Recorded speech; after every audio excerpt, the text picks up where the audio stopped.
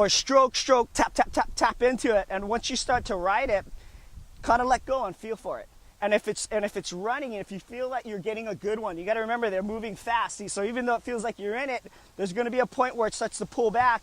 And when that happens, you need to start tapping it a little bit more and try to guess sometimes even. Like for me, even at the level that I'm at, it's like sometimes I'm guessing halfway through. Like I'll just keep tapping and I'll kind of point my nose in this direction and see where it takes me. And you never know. Then that's actually where you start making the most ground and most improvement, because what you're doing is after that one runs out, then you might be tapping out to a new one and getting into another bump. And then after you do that, you might tap yourself into another one. So kind of just play with those things. I think those are one of the, probably that'll teach you so much, because once you do it one time, you'll kind of remember it. You know, it'll just be memory right after that. Go right into the data bank and you'll be like, oh, I remember what that felt like, so you know what to look for. Really, the best part of the run starts at Kawaikui Beach Park, which is toes. And it only lasts till about Wailupis. The reason for that is because of these valleys. So the east wind right now, it feels like a north wind because it's going off, right?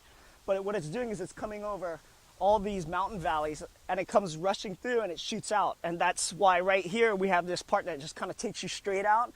And you're like, how does it run this way? But what happens is the ground swell is actually coming easterly like that, in that direction. But every valley, so the first valley is like New Valley. Then it starts running, it starts shooting. It gets more and more momentum as we go to Moanalua, so on and so forth. And then the stirry weird part is at Diamond Head, Kohala Diamond Head. It gets this like, oh, there's nothing around, you know. You almost want to be outside still running the groundswell line, right? But what it is after Diamond Head, what happens is the wind's turning around in Diamond Head. It's actually swirling like this. And so it's kind of coming back out. And what you're getting some of that. You're also getting the groundswell, and you're getting the refraction, like Robert said. You're getting refraction where the waves come in, they got to go back out, right? So that's kind of what we're feeling in that.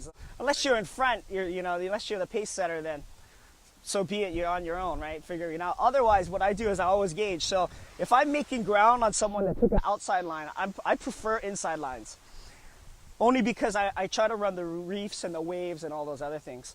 But what it is if you can gauge that this guy on the outside has been kind of stroking about the same as you, but you're making ground on him, then I say stick to it. Then when you get to Diamond Head, I always do it. At Diamond Head, I'm always inside. So I watch. If this guy's making ground, I go, oh man, he's really moving on me. Then I'll start to kind of tack my way out.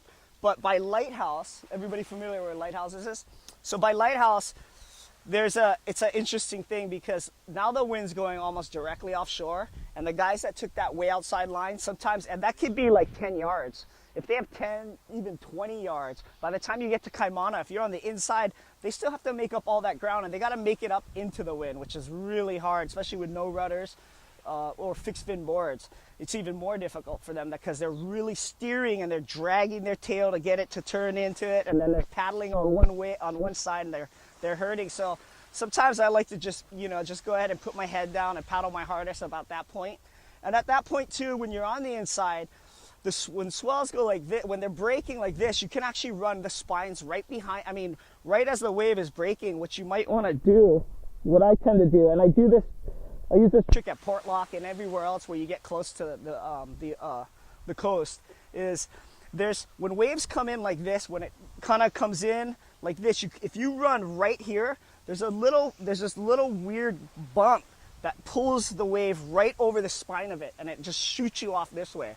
So if you're actually, and it takes a lot of reading, because you don't want the wave to break on you, So what it is when the swell comes like this, if you ride down the backs of these swells, you actually can make up a lot of ground. And that's one of probably the biggest techniques that people can work on, as far as the more and more you develop. If you go behind Portlock or Diamond Head, what's going on is when the swell comes like this and it hits the coast, it comes back out. But at this time, what it does is it hits the coast, and then it kind of goes back out like this. But if you're in the right spot, even though it looks like, oh, I'm so close and the waves are going to come back and hit you, it doesn't. You get through this little, you have this little real small zone that you can actually just boogie on through, right? So if you guys canoe paddle and stuff, you'll see guys do that. They'll get close to walls. They stay right on the, right behind the waves.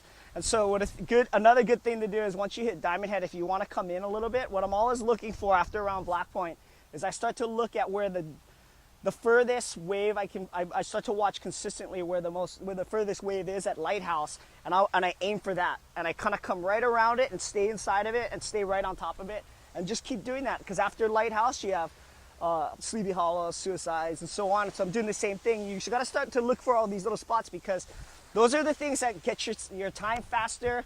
You'll avoid having to go directly into the wind once you get to the windsock. You know, just all those little things are going to really help your time.